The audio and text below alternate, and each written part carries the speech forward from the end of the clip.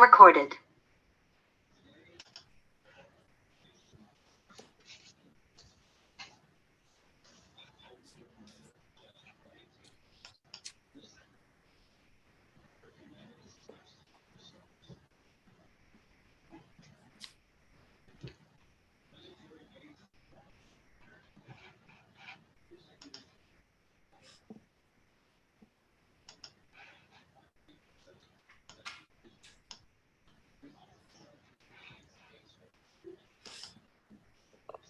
I have 1 o'clock, Larry, and it's your meeting whenever you wish to start.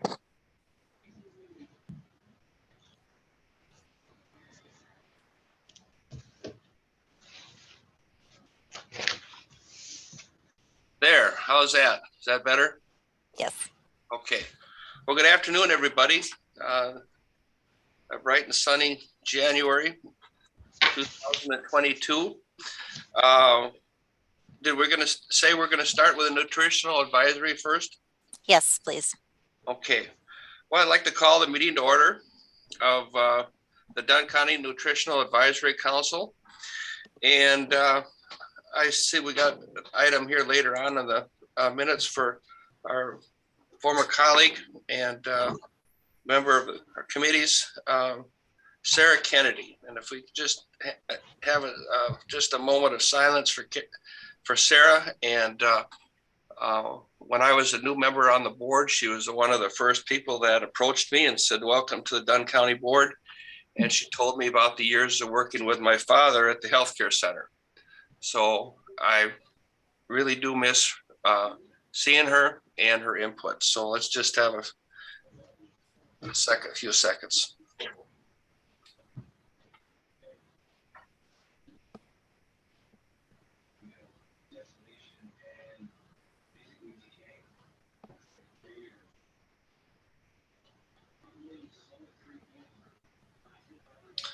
Okay, well, as far as the call of the roll, should we just have people introduce themselves? Would that be the best? Or I don't have a list of the people's names.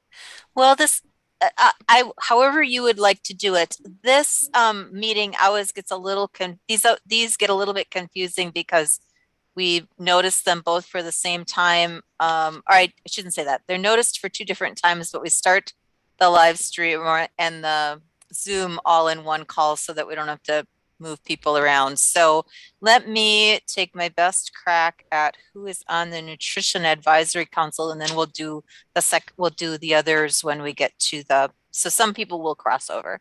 So Nutrition Advisory Council, we have present, I think I saw her, yep, Leanne Bartz, Larry Bjork as chair, Maria Bukowski, Tracy Fisher, Sherry Homestead, Carol Katinger, Gary Steen, Betty Zimi.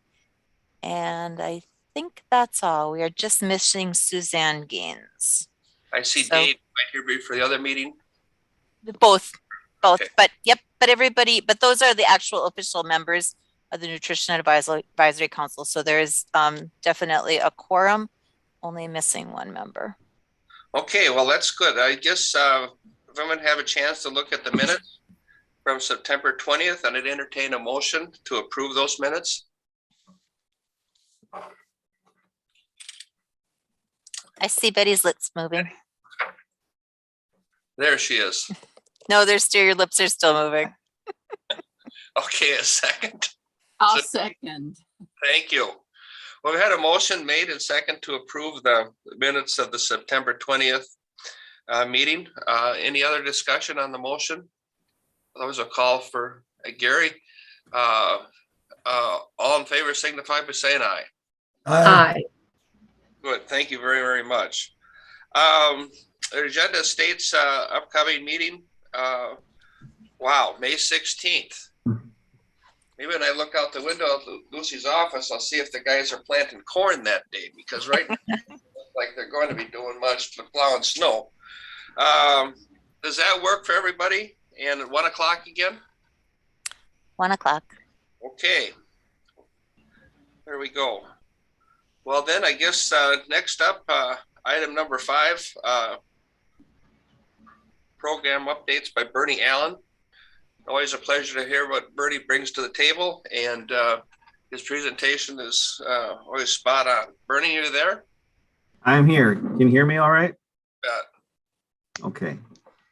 All right. So I'll go through this kind of short list of things that are happening with the nutrition program. The first item on the list is just is related to increased home delivered meal requests during the holidays. And to give the little detail to that. So we, of course, the program is closed during the holidays, Thanksgiving, Christmas, and around New Year's. And we always send out a flyer and some information, just letting people know that if they like to receive an extra meal or meals to help cover those days that we're not delivering, we gladly take care of that. And just typically it's either a frozen or refrigerated meal that they receive, excuse me, the day before the holiday. And I'm not sure what exactly it was this year, but we had a real uptick in requests. So, which was great. I think we just have more people that are not seeing family or just don't have anyone to see. So right before Thanksgiving, we ended up giving out 44 extra meals, which we could certainly handle, and it went well. Just in the past, it's been usually like 15 or 20, and that same increase was also seen around Christmas and and New Year's as well. So we just kind of planned ahead and made sure we had plenty of frozen meals and extra meals. So and for some of those people that were missing 2 meals, so that they would receive a hot meal on that delivery before the holiday, and then 2 frozen meals to help cover the other days. So, and it worked out well. It's a little extra work for our volunteers, but we had extra people and myself at the meal sites too, helping out those days.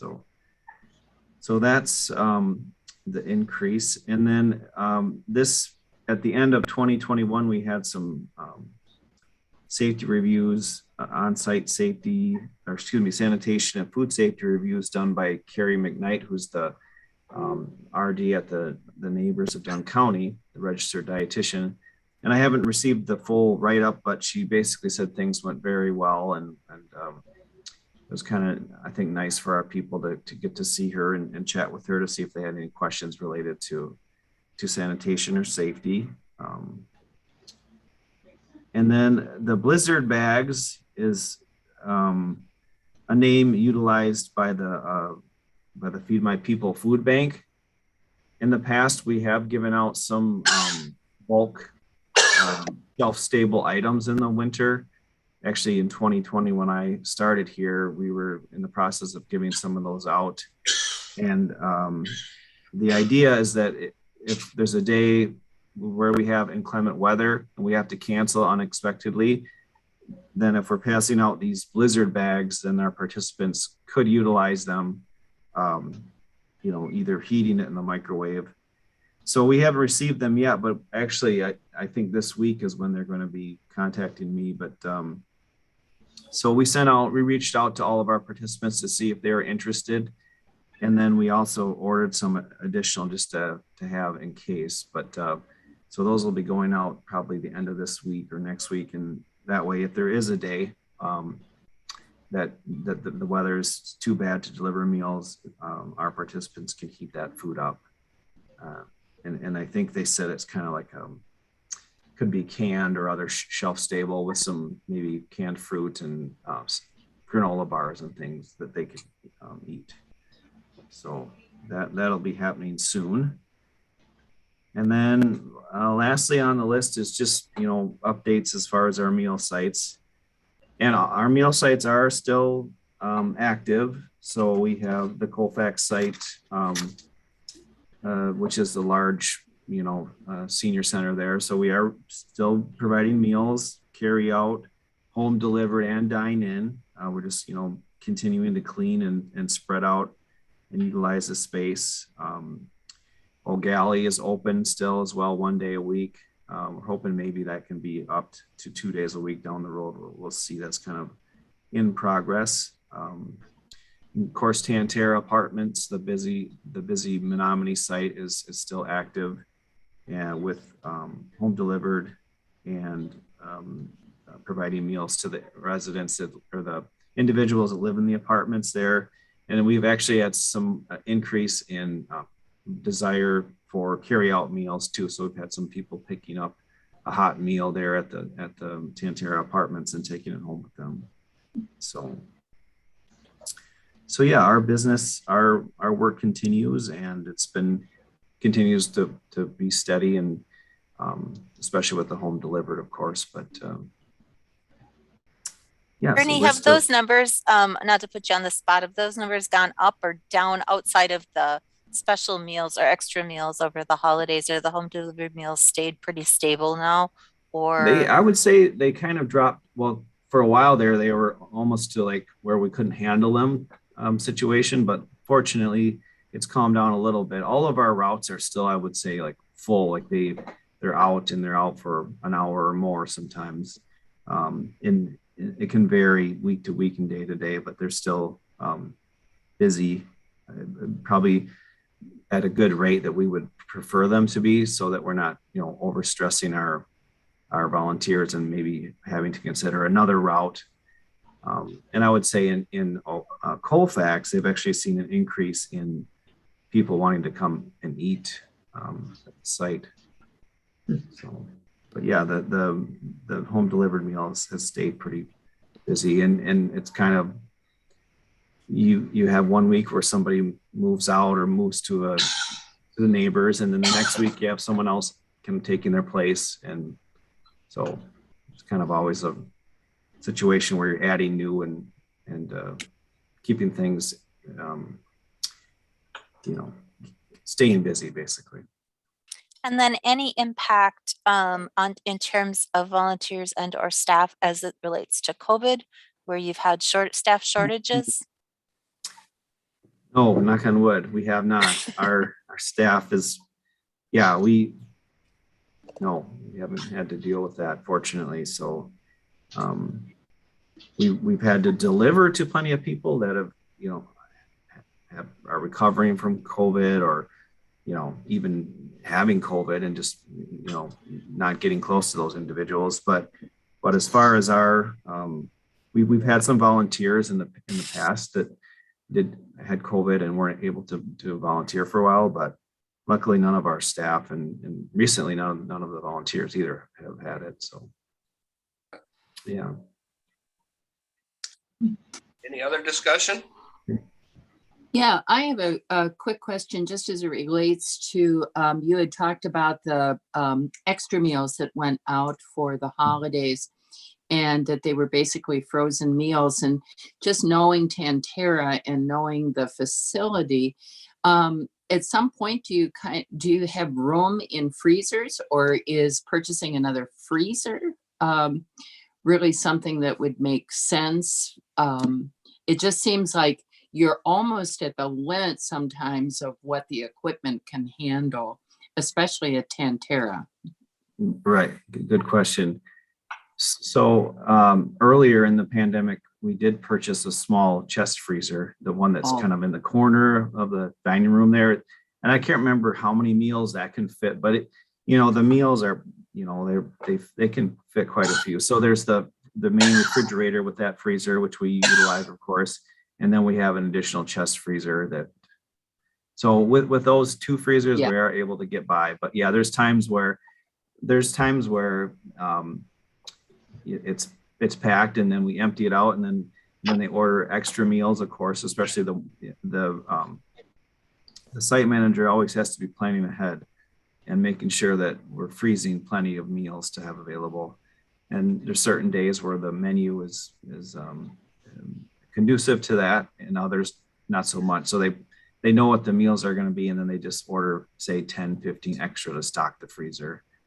So, and that way it also helps us provide our people because we do have, even outside of holidays, we have people that, for example, receive meals on Tuesdays and Thursdays because they live in a rural area, and they might every week receive one hot meal and one frozen to be heated later. So we always like to have a variety of the frozen meals to ensure they're receiving a variety. So, but there has been times where we're like, well, maybe I need to figure out another freezer there.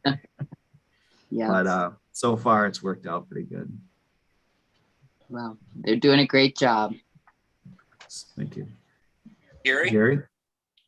Thank you, Mr. Chair. That's directed, Bernie, to you. My wife and I just finished up our second stint on Meals on Wheels out of the Colfax area. I'm running out of body parts to replace, so I hope I don't visit you for a while. But I just want to say everybody we dealt with, very nice, and the food was good. Just my wife and I'd like to thank you. Oh, well, good. I'm glad to hear that it worked out for you. Yeah, I hope you don't have to have any surgeries for a while, like you said. We just finished, I just delivered meals today, and that's the reason I'm running a little late. And it does take up about, in Menominee, the route takes about 2 hours, at least, because of the roads and so forth too. Oh, And, yeah, today. And it's Monday, so you have to figure out where you're going. So, Well, thank you for delivering today. Yeah, and I think two hours is, like you said, with the weather, and you got to plan on that. Yeah, and once you have the route, down a little better, obviously that reduces the time. But on a Monday, like you said, and sometimes you might deliver in 1 month and then come back a month later or 2 months and then see that the routes can be quite different because we added and subtracted, and so it's kind of ever evolving and changing. Yeah, thank you. Anybody else? Nice discussion. And I don't know, on those parts for Gary, I think they'd probably give him the long range models when they making it. I mean, he's kind of hard on stuff, I've heard, Okay. Anybody else with anything? Well, then I guess we can just call for an adjournment, and thank you everybody for being part of this for another year. And it's important work, and I think it's highly appreciated, and it's constantly changing. And I think the staff that we have is up to the task of doing what needs to be done to make things better and to keep things moving along. So on that, I'll just adjourn the meeting, and hopefully we will see you in May. Thank you. Stay healthy, everyone. Well, Okay. I guess we'll go right in and call the order for the Dunn County Aging Disability Resource Center Advisory, ADRC. And today is Monday, January 24th. And call the meeting to order. Chris, would you want to do the roll again for this group, please? Sure. And I would start with, we do have a new member with us today. We have Christian Olson, and Christian, I see your name comes up as Chris. So is that what you prefer to be called? Please. Okay. So we have Chris Olson with us as a new member today, and newly appointed just last week. And then we have Leanne Bartz, Larry Bjork as chair, Maria Bukowski, Suzanne Gaines, Margie Hageman, Sherry Homestead, Heather Jerry, Carol Katinger, Charlotte Lee. So we have a full slate of individuals today. No one is missing. Very good. Thank you. Well, again, thanks everybody on a nice cold January day. Call the meeting to order, and we have done that, and we've done the roll. And about the minutes of the November 15th meeting, is there approval, motion for that, for the minutes of the last meeting?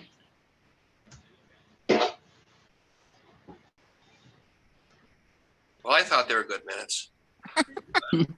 I make a motion to approve the minutes. Is there a second to the motion for the minutes? I'll second it. Thank you. It's Margie. Margie, Mhm. any other discussion on the approval and the second of the minutes? Okay, hearing none, would like all in favor of approving the minutes of November 15th, signify by saying aye. Aye. Aye. Any opposed? Any discussion? Any- Okay, now, do we have public comments today, Chris? See, that's on the agenda here today. Matt, is there any public comment? Any public? I have not seen any public comments. Okay, there Okay, is none. Yep. well, then we'll go right on to item number 5, upcoming meeting date, March 21st, the ADRC Advisory Committee. Again, that would be 1 o'clock also, Chris? That would be 1 o'clock, yes. And that will be a 1 o'clock start because there is not a Nutrition Advisory Council meeting that day. So for those of you that aren't on both, that Right. will be 1 o'clock. So that's about this time when Gary tries to go to the state basketball tournaments in a blizzard, isn't it? Usually about that time? It might be. Okay, well, we got that noted anyway. Staff report. And here, Chris, why don't you go ahead here and mention what you would like about Sarah, please. Well, I just wanted to take a moment. I know that there was a notice sent out with the Health and Human Services, and I apologize that I did not think to send one out for the ADRC Advisory Committee, but our member and county board representative, Sarah Kennedy, unfortunately passed away unexpectedly in December.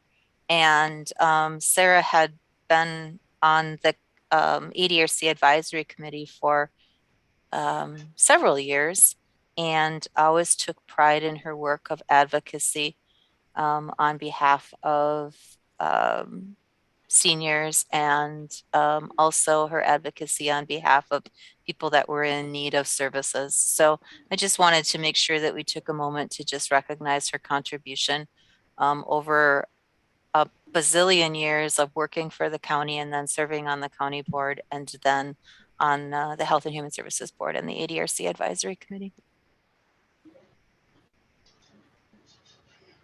That is a fact. That lady, if there was anything that had to do with county employees as far as making their job better, she always had an opinion on it, and it was good to hear. Okay, how about the next one? Staff report on the American Rescue Act funding. I'm going to let Tracy take the lead on this.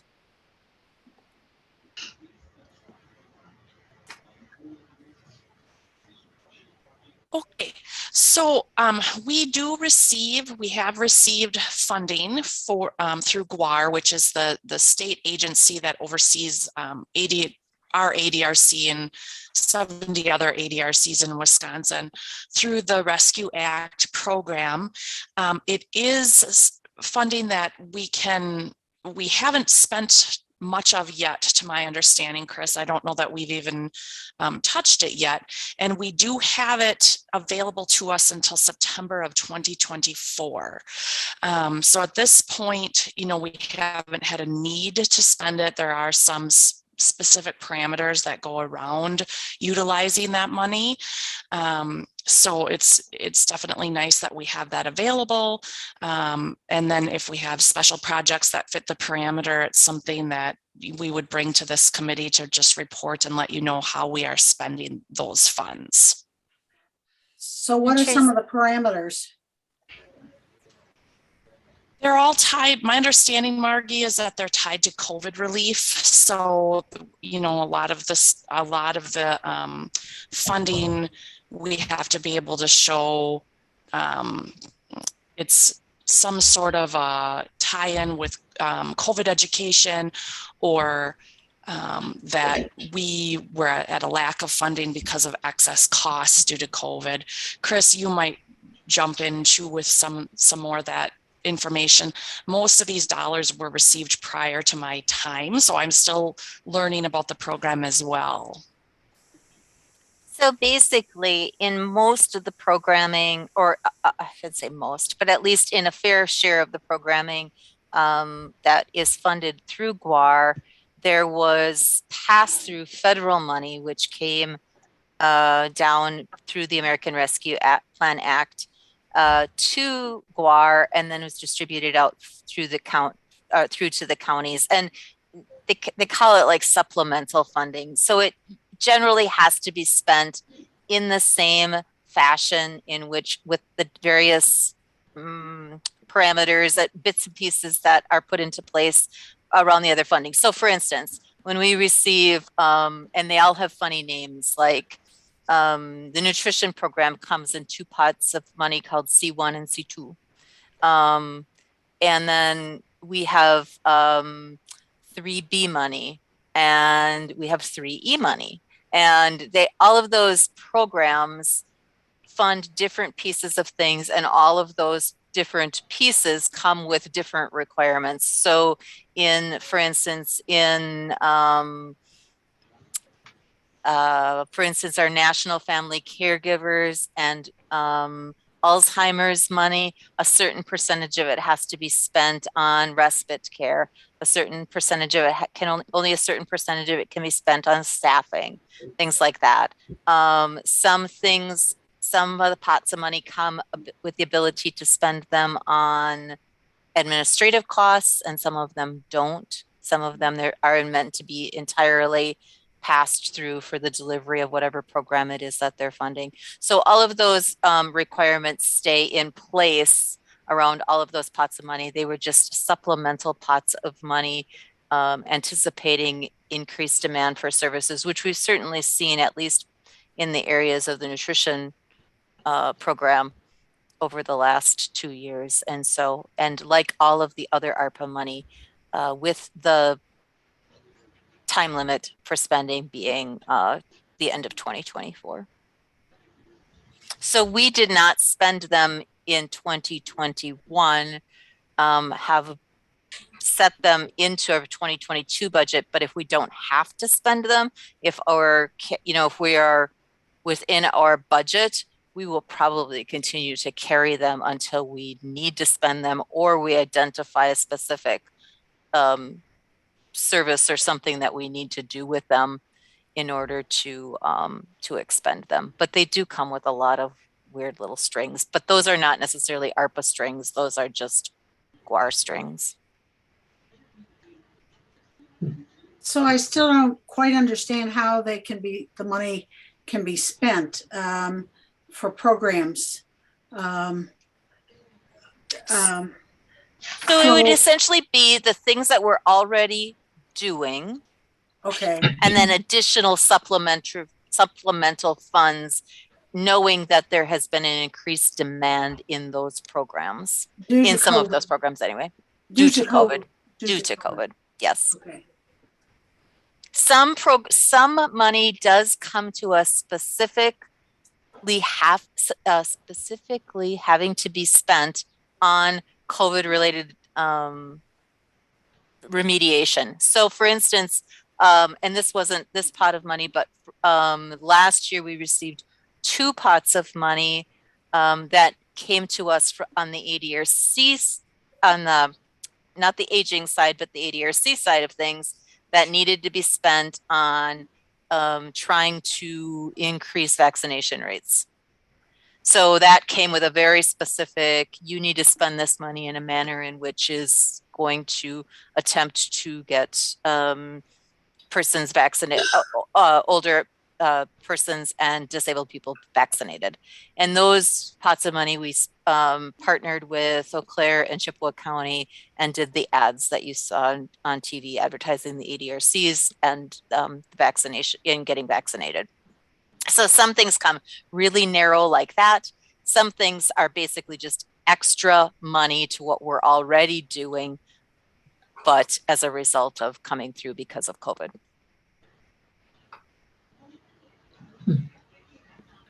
Anybody else? Chris, I have a question on the COVID money. Say, for example, that there's a time period, when a person is experiencing where they're not supposed to be going out when they're testing positive for COVID. And say that those folks live in an area that is not serviced by the nutrition program because, they're just, they're too few and for whatever reason. If a person is identified with having COVID and would have a hard time on shopping or getting out or doing things, could some of that money be used with the nutrition program to see that those folks could be serviced by, making it provide, some transportation monies to have people go there while they're quarantined? So actually, I think that the short answer would be yes. The longer answer would be some of that is our ability to sort of pop that up quickly. So we don't have a ready-made volunteer or workforce to expand that. But one of the things that we have done in a limited fashion is there are vendors, like one is called Mom's Meals, which basically send pre-done meals frozen. And we have been able to provide those sometimes to people who are outside of that range of where we usually would deliver. I think the other issue, Larry, that just practically comes into play is the fact that depending on when someone's diagnosed, and now a very short quarantine period, oftentimes, if you're diagnosed on, say, a Friday and you're only quarantined until Tuesday, right. 5 days, it's just, you practically wouldn't be able to put those things in place for people. But I think in practicality, there would be an option of being able to do some things like that. And that's the idea of the intent, at least, of the money, is to allow you to meet need that did not previously exist except for COVID. Well, I keep hearing about the vendors, Grubhub or different services that would provide meals for people, and if there was dollars available at the health department to send people out there for a day or two, or to quarantine. I don't know. It's just it's an interesting idea to use some of the pre-established, like DoorDash and those types of organizations, to actually do delivery to someone who might be in a restricted situation because of either their quarantine status or because they have become ill. Because the thing is, for most of that here in town, the delivery isn't quite so much of an issue. It is those far reaches, picking up a meal at, I don't know, at restaurant A downtown and then driving 45 minutes with it creates other issues. So. Right, it does. But, that quarantine could last longer than just for the first individual. I mean, absolutely. It could be a second family member. And, if my family ever depended on me to cook meals, we'd all lose weight. So, but then again, that's another story. Anybody else have anything? Okay. Staff report. The next one would be the community health worker grant. Not on that. That is Tracy as well. So the state of Wisconsin, in the beginning of, or the end of November, issued a new grant opportunity to ADRCs, what they called the Community Health Worker Grant. And we did apply for that. The Community Health Worker Grant is the Community Health Worker model is a model in which it's been utilized a lot in healthcare organizations, especially in larger cities at this point. And it's been studied pretty extensively, and it has been fairly successful. But the model is designed so that people who have lived experience are meant and are hopefully already part of a community that is underserved, is employed by, the healthcare organization. In this case, it would be ADRCs, to work with individuals that are at risk of not being able to access services because of various reasons. So the state appears very interested in this model just because I think of the success rates it has had. And they did quite a training for us in a webinar to prepare us for applying for this grant, where they discussed that, you know, some of the community healthcare workers might not even have high school diplomas. But they have a lot of lived experience in accessing services and being able to guide people through the system. So we did complete the grant process. The ADRC, the state of Wisconsin, is going to fund 4 counties, and you had to be either a rural county or a micropolitan with a greater than 50% rural population, which is what Dunn County fits into. And it looked like when I was on the webinar that there were probably about 35 counties that were involved, and then more could be interested. They could have watched the webinar later. It did sound as if the state was especially interested in funding counties that have tribes as a part of the county. And they talked at length about how they thought this model would be especially useful working with tribes, which I concur with. I think it would be a beautiful model in that aspect. But even if we don't get the funding on this go around, I think it was a really interesting pilot project to be part of, because it was really clear to me from listening to the webinar that the state is very interested in this, and very likely that if it's successful in this smaller project, that it's something that they might want to expand to more counties. So the process of writing the grant, I felt like I really learned a lot about this model and how it could possibly work in Dunn County. Our focus of the grant was trying to locate and work with if we were funded, a community health worker that would have connections with the Hmong community in Dunn County. Just knowing some of the challenges with language and cultural barriers, we thought that that would be a great fit. So that was kind of the focus of our grant. And if we would get it, what our hope would be. So it was, I mean, I think it's exciting. One thing that I told Chris that's exciting about the work in the ADRC is there are oftentimes the state is very interested in innovative new things in this area. So it's always exciting to see what they're looking at. It is interesting, the money for this grant also comes from ARPA COVID related funding. So we did have to tie the grant into how the community health worker would help people access COVID resources, or how that particular population was negatively impacted by COVID. But that's where the state got the money from to try this project as well, was through COVID funding. So I believe that the state is supposed to make their announcement by the 29th of January, I believe was the date they gave. So we will know soon if we received it or not. Like I said, I think that they have a certain direction they want to go into with the types of counties they're interested in. But again, I think that this will be something that even if we are not funded this go around, will be opportunities in the future for a model like this. So you think the funding will be available in other years, but this is just the beginning? Is that right? It's hard to say, Margie. This is just a feeling I got from the webinar.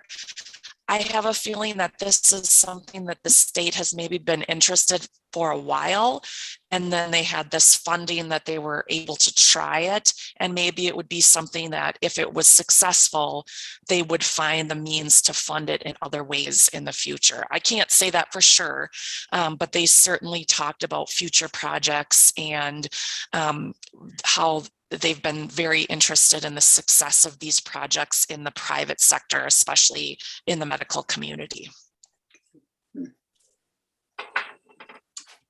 So we'll find out in March at our March meeting whether or not we got the funding, right? Yeah, we'll give you the update in March, yes, because we will for sure know by then. Okay. It sounds like a lot of opportunity there for sure. Anything else on the health worker grants? Okay, well, thank you very much. And then how about the report on the COVID operations update? That. So I'm just going to pop back for 2 seconds back to the increased GUAR funding, because I wanted to look just to see, so I could give you an idea how much it was. It's just under $50,000, $49,985, and about 2/3 of that or so is in the nutrition programs. So it's really sort of heavily placed there, knowing that there has been the increased demand, particularly in home delivered meals. There's a little bit in health promotions, a little bit in caregiver supports, and some in what's called support services, which is kind of the catch-all to all of the things that happen, other things that happen. And again, that has to be spent by September 30th of 2024. So, I mean, $50,000 is a great extra bump, but spread out over the next several years doesn't add up to be a ton of money. Wanted to do just a quick update because we only meet every other month with regard to COVID operations. So because we've been at this for so long, I always want to say, well, last year, but it was actually 2 years ago in March, and then through the remainder of the year, our staff were working remotely, doing their contacts virtually. We were doing almost everything virtually, including as much of the adult protective services world as we could. And then when our building reopened, we had then our information and assistance staff back into the office on a limited basis, because there's always one person that's available for walk-in and telephone traffic. And so we would have that one person be here, or have had that one person be here, so that there is always someone available. Our adult protective services staff are back out and doing things when necessary in person. And we will do other types of visits if needed in person, but still attempting to keep people working remotely as much as possible, just because we have had incidents within our organization where we've had outbreaks of COVID because there were meetings or gatherings of whatever type, and then one person resulted in a number of people becoming sick. So we're trying not to do that, but we are kind of in a hybrid model of promoting working remotely as much as possible. But if you need to see someone in person, taking kind of the universal precautions now and doing that. Tracy, do you have or Bernie, do you have anything to add to that? I think that sums it up pretty well. Luckily, we haven't had any outbreaks within the ADRC or adult protection wing yet, and we hope to keep it that way. In the nutrition program, we obviously have been taking different precautions throughout, but we continue to deliver meals. And if we know someone is recovering from COVID or actively has COVID, we can still provide a meal. We just, there's just no contact, and we let them know that we're dropping off the meal. We have eyes on the participant, and then we just leave the meal, and then they grab it when we're gone. So we've been able to just kind of learn to work with that. It's just kind of par for the course these days, I guess you could say. Doing what needs. I'm sorry, Larry, what did you say? I just say just doing what needs to be done. I say sometimes I think we lose perspective on how much different things look than they looked 2 years ago, when you think about especially the nutrition program, but even just our agency operations, but the nutrition program and kind of an equal split between home delivered meals and the meal sites, and then how many home delivered meals that we do now, and the expanded workforce, volunteer force that takes in order to pull that off and get people something that's warm and healthy for them is definitely an admirable adventure that Bernie walked right into at the very beginning of his.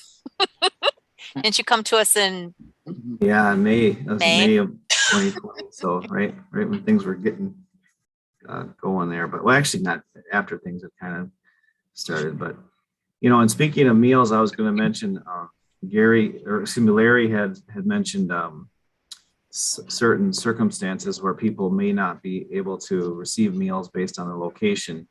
We've had at least one, and I think maybe more situations where a consumer lives outside of the area that we would normally deliver to, but we've been able to make some exceptions and just deliver for at least a week or two to get them through the hard spot, and then that's usually all they need for the most part anyway. So we really haven't had to turn anyone down or turn anyone away as far as calling and saying I just returned home from the hospital with COVID. And actually I think one circumstance, the health department reached out to us about this particular individual. So we are able to kind of be flexible, especially when it's not a long-term situation. So that has occurred and during the pandemic, and we've made it work for, we can actually even make one delivery and drop off a hot meal and then multiple frozen meals so they can utilize those. So we don't have to drive there every day basically too. So that can get people through kind of a crunch time. So that has happened, and we are flexible that way. So just wanted to mention that side note. Thank you.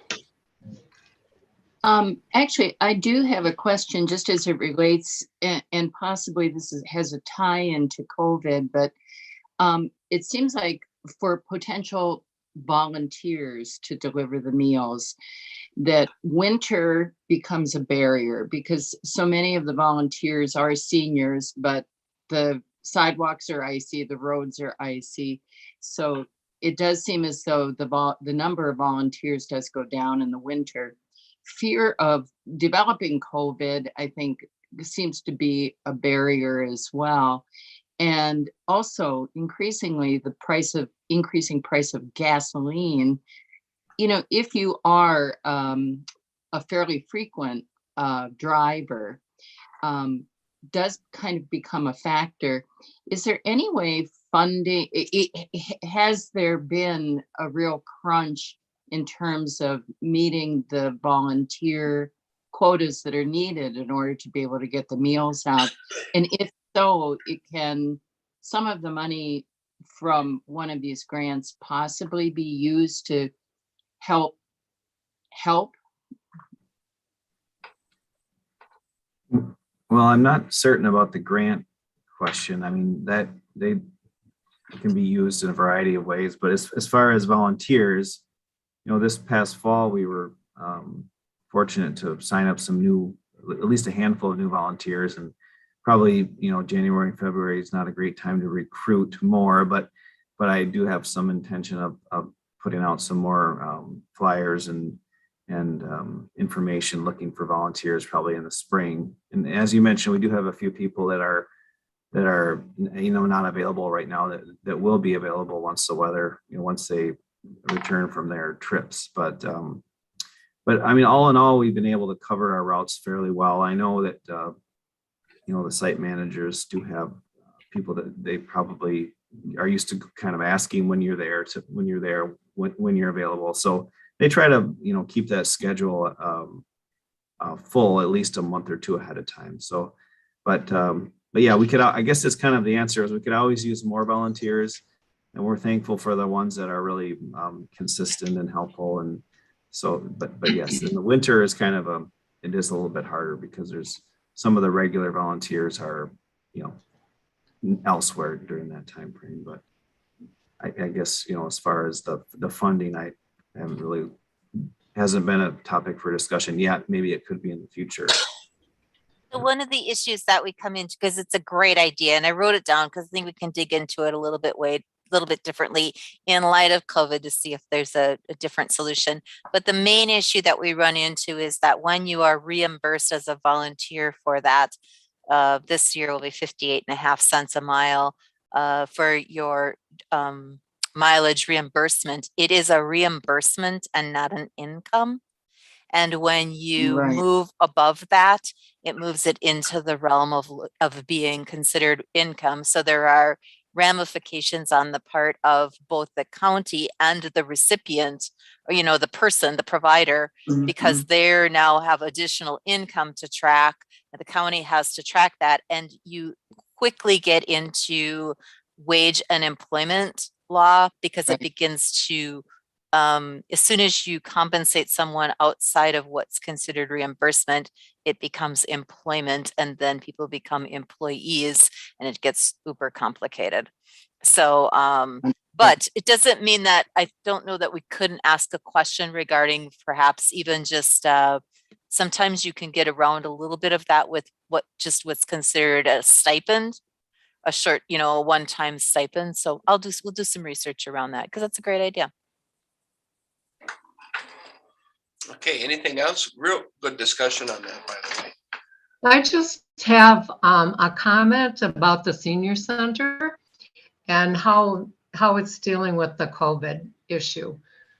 We early on in the COVID outbreak, we ended up, I mean, we were shut down for quite a while. And then we got a scan system. So everybody that comes in the door related to the senior center has a scan card, and they have to scan in once a day when they come in.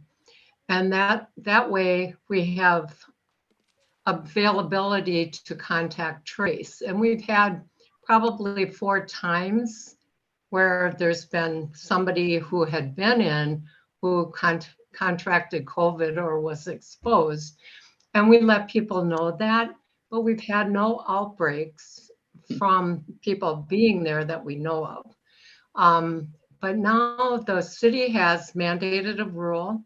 Everybody coming, because our building is city owned, everybody coming into the senior center has to wear a mask, whether you're vaccinated or not. So that's also, I think, been beneficial. That just wanted to let you know what we were doing in relation to COVID. Thank you. You're welcome. Always, I mean, there's always something coming up, and you know, we were talking about when this all started. We don't even discuss when it might end yet. We gave that up 2 years ago or whatever. Right. So I guess just heads up and keep thinking and keep making things as good as they can be. Anything else before we go on to item E and the house calls? Okay. How about the item E then? Who's going to be handling that? Chris, the transition? Yep, I will speak to that briefly. I couldn't recall if we as in this group had discussed this issue. So the Department of Human Services has had a long-standing, I'm talking about decades long-standing relationship with an organization here in Menominee called House Calls of Menominee Incorporated, which is an employee leasing organization. Our relationship with them actually goes back to the period of time when the county was involved in determining eligibility for publicly funded services for people that were aging or disabled.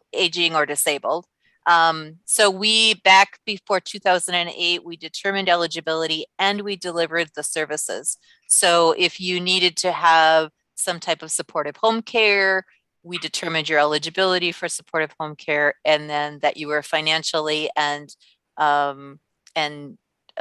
physically, or that you had impairments to your activities of daily living so that you needed that service and you were financially eligible. And then we, as the Department of Human Services, because this was pre-ADRCs, provided that service as well. So we contracted with providers within the community, and we contracted with largely 2 organizations, House Calls and Gemini Employment Leasing to hire the supportive home care, personal care types of staff who went in and did that work within people's homes.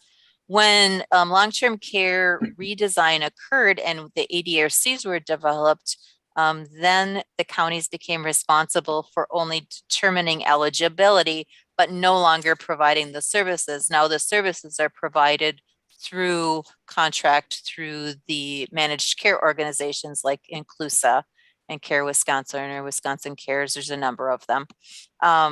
And so actually shortly thereafter, probably within the next couple of years, Gemini Employee Leasing went out of business because there wasn't that they served all around the state of Wisconsin.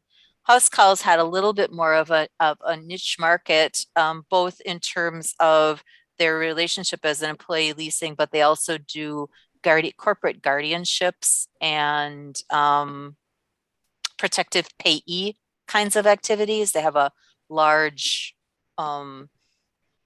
population of folks that they serve for guardianships and protective payees.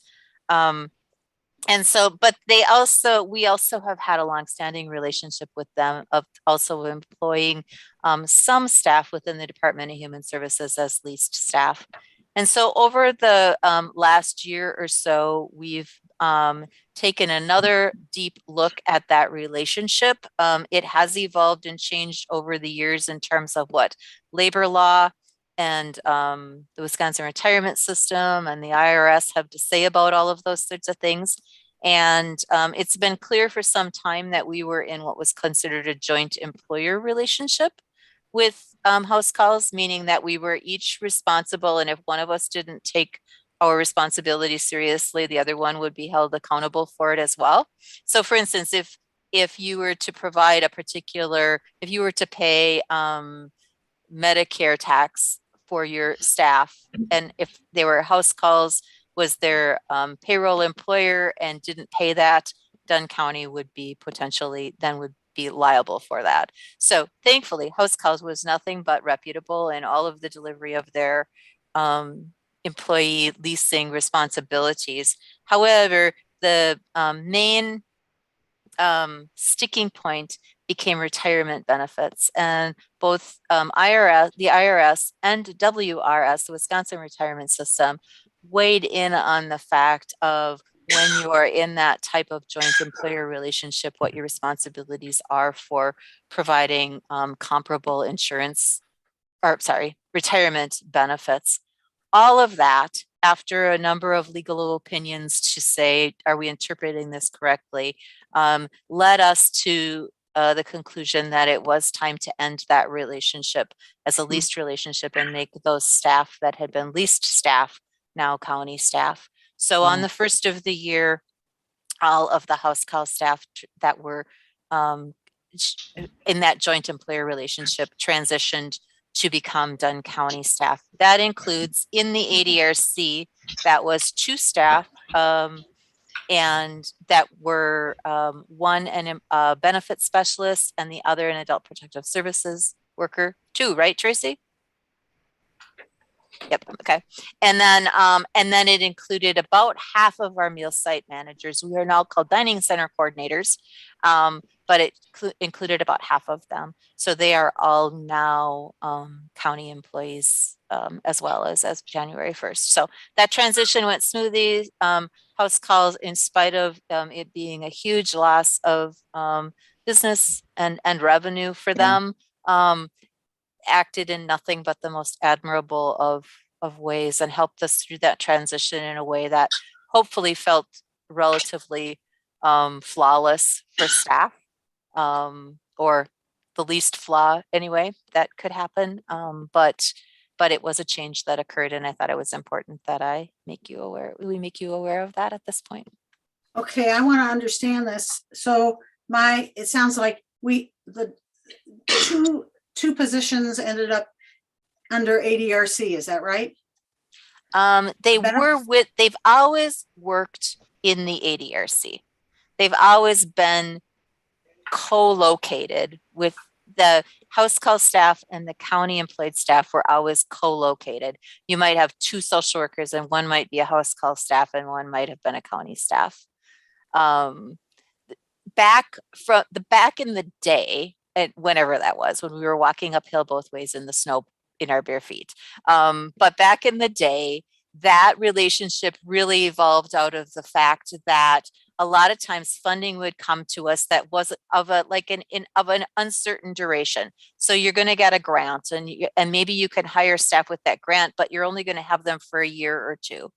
We would often hire those positions through house calls, because then it was an easier in and out. It was also, in all honesty, cheaper, because they didn't have the main, the compensation package looked similar. The health insurance looked similar. Lots of things look similar, but the Wisconsin retirement system is a big piece of the difference between the two organizations. Okay, so the two staff were always with us. They just changed their employer. All right, and they were, just to understand, the benefit specialist. Yep.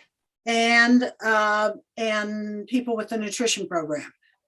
People with the nutrition program and one adult protective services. Adult protective. Okay, and does that mean there is no house calls anymore? Nope, house calls still exists. Like I say, a significant portion of their business also were guardianships and protective payee provider, a provider of protective payee services. And they also have a fairly, I don't know how robust, but they have a portion of their business which does private pay personal care kinds of work. And they have been a provider of some services for a mental health program called Comprehensive Community Services. So they do some mentoring stuff, some adult mentoring stuff with that. So they had a business model which was not totally reliant on their lease responsibilities as their only form of business.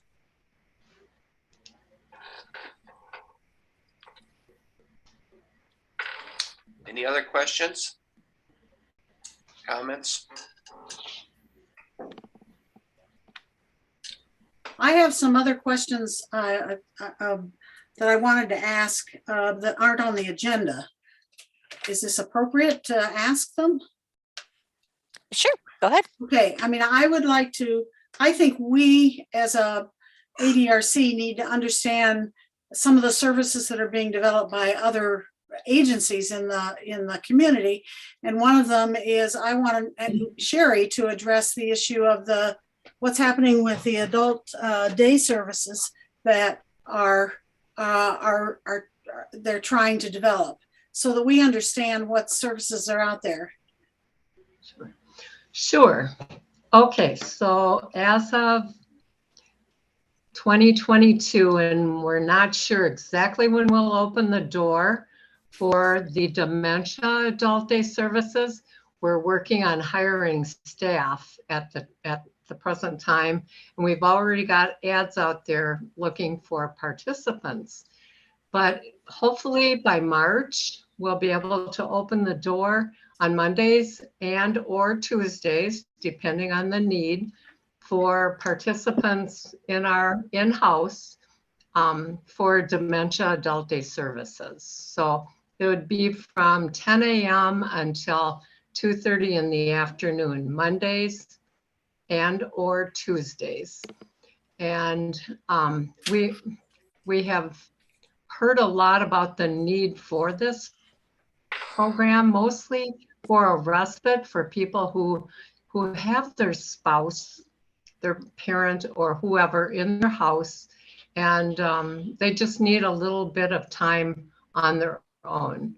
So we already have our adult day services program in-house, and that's Wednesday, Thursday, and Friday. We have approximately 3 people who are early stage dementia in that program that we can see moving into the other one, and possibly in both for a while until they have to move just in the dementia adult day services. So, like if you know of a qualified person that, you know, we're starting the interview process. I mean, I realize it's a very part-time program right now, Mondays and or Tuesdays. So Monday and Tuesday, we hopefully looking at, and it would be, let's see, 4.5 hours, and it actually would be about 5 hours a day for that person, plus an assistant for that program. And we're looking, you know, if you know of someone, we're looking at like $17 an hour. I know it's not a ton of money for the person that would manage that program, and probably $14 for an assistant as staff. And it's going to be $11 an hour for participants. So if you know of anyone that would qualify as staff, or if you know of anybody who would benefit from the program, either of our programs, actually. I mean, we're meeting a need out there by offering these.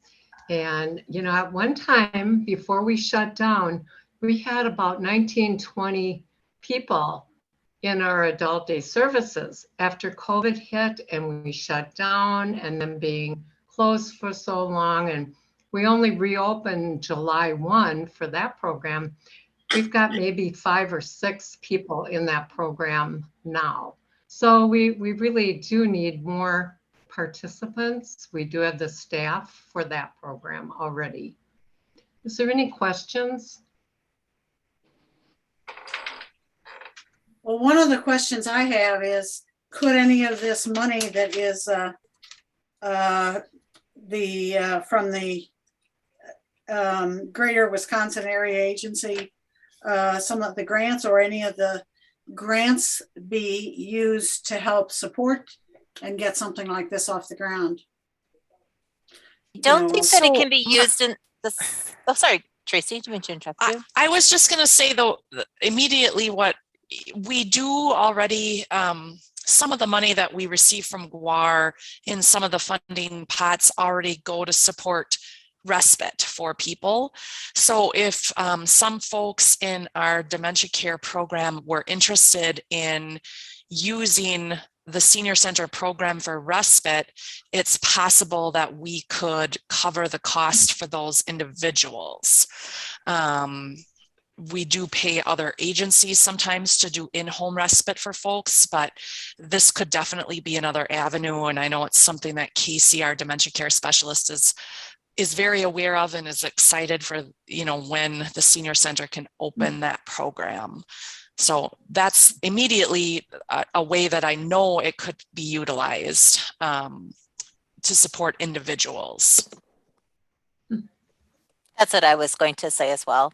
I don't think we can provide a financial support in a direct payment with the money, but we definitely can pass that through participants who would utilize that service to fund them being able to afford to do that if they're financially eligible. So there are financial guidelines to that money.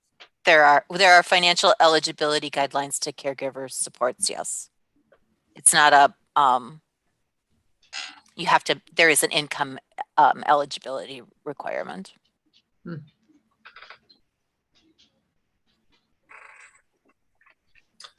Any other questions? Good discussion. And definitely a need, I'm sure. Thank you, Margie. Okay. Consideration of actions to be taken by the committee. We've got none listed. Is there anything else that anyone would like to mention prior to adjournment? Well, I guess there isn't anything. For my part, it's good to see everybody again. And those of you that spent so much time helping others, just my gratitude. So if there isn't anything else, thank you for participating today. And hopefully they'll be planting corn out here in May. Okay. Thank you, folks. Meeting adjourned.